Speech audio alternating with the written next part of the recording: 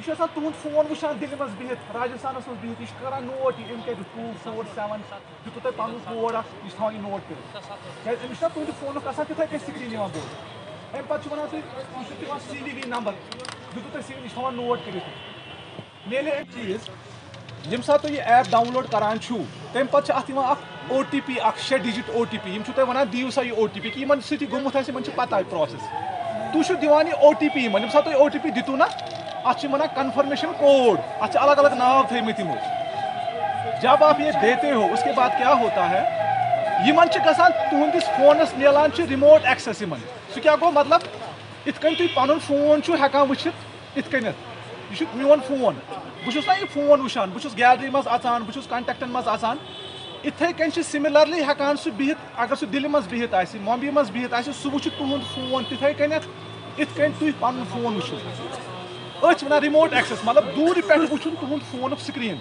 तुहद phone की gallery मज अचुन कंटेक्टन मज अचुन हर कह चीज वुचुन है कि आपके मोबाइल तो आपको मिले लेकिन उसके साथ साथ एक जो साइबर क्राइम के रिलेटेड एक अवेयरनेस है वो भी हो, वो मैसेज भी सब तक जाए कि आज के दौर में पिछले 2-3 साल से हम देख रहे हैं कि बहुत ज़्यादा जो है वो साइबर क्राइम की वारदात जो है वो पेश आ रही हैं।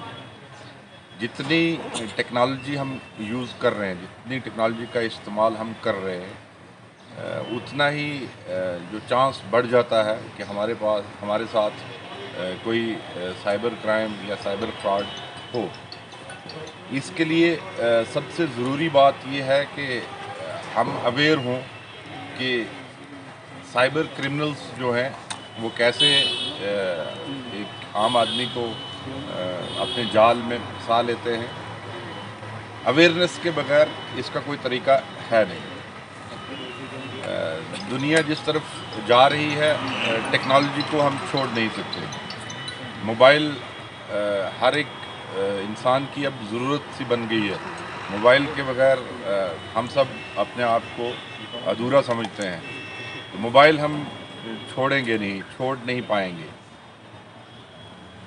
अगर हमने मोबाइल यूज़ करना है तो हमें ये ज़रूरी है कि हमें इस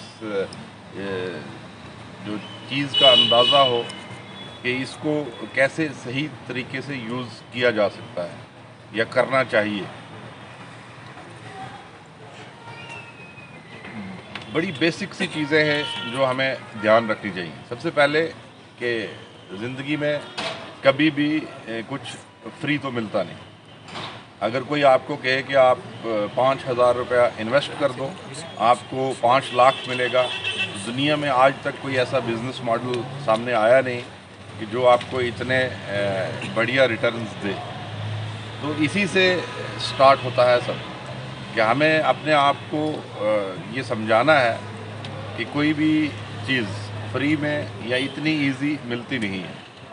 और अगर आपको कोई भी कॉल आए कि आप 5,000 रुपया इन्वेस्ट करो, आपको हम 50 लाख या 5 लाख देंगे, तो हम सबको ये समझना चाहिए कि ये कोई साइबर क्रिमिनल है जो हमें अपनी चाल में फंसा रहा है। ये हमारा जो थाना दिवस, हम बाकी पुलिस स्टेशन में भी थाना दिवस मनाते हैं।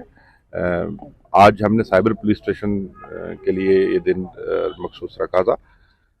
आज हमने यहाँ हमारे पिछले 2-3 महीने में जो कंप्लेंट्स आई थी मोबाइल चोरी होने की या मोबाइल खो जाने की, वो कोई 100 के करीब मोबाइल्स हमने रिकवर किए थे।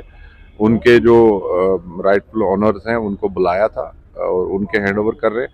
और दूसरा हमारा जो मेन जो इसमें मकसद था यहाँ ये प्रोग्राम करने का और इन सब लोगों को यहाँ बुलाने का, वो ये था कि हम साइबर क्राइम रिलेटेड जो अवेयरनेस है वो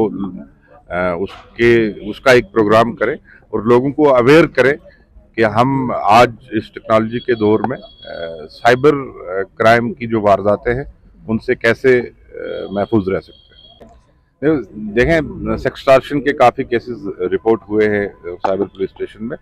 उसमें मेरी गुजारिश तो ये है कि अगर किसी के साथ ये वारदात होती है तो वो विक्टिम है, तो हम उसको विक्टिम ही ट्रीट करते हैं जो हमारे पास आता है। उनकी जो प्राइवेसी है उसका हम पूरा ख्याल रखते हैं। ये किसी के साथ भी हो सकता है। इसमें सबसे पहले तो ये है कि हमें अवेयर रहना है कि हम व्हाट्सएप पे अगर वीडियो कॉल किसी की रिसीव कर रहे हैं तो क्या इस नंबर को हम जानते हैं, क्या ये नंबर हमारे फ़ोन बुक में सेव है या नहीं।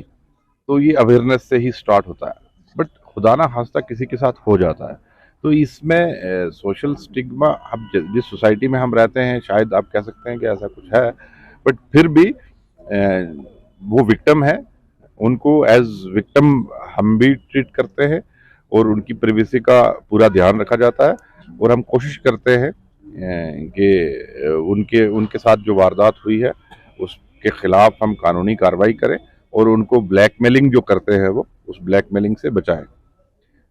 इसमें मेरी गुजारिश तो आपके माध्यम से यही है सबसे कि हमें थोड़ा अवेयर रहना है, हम किसी अननोन नंबर से वीडियो कॉल्स रिसीव ना करें, इसमें बचाव तो वहीं से स्टार्ट। देखें, साइबर पुलिस स्टेशन में हर दिन जो है 5-10 कंप्लेंट्स आती हैं। तो अब जैसे मैं अभी बोल रहा था कि हम टेक्नोलॉजी के दौर में रह रहे हैं, जब टेक्नोलॉजी का इस्तेमाल हम करते हैं तो साइबर क्रिमिनल्स भी उसी टेक्नोलॉजी का इस्तेमाल करके ये वारदातें अंजाम देते हैं। बट ओवरऑल इंडिया में जैसा है या वर्ल्ड में साइबर क्राइम की वारदातें बढ़ रही हैं, ऐसा ही ट्रेंड हम जम्मू कश्मीर में भी देख रहे हैं।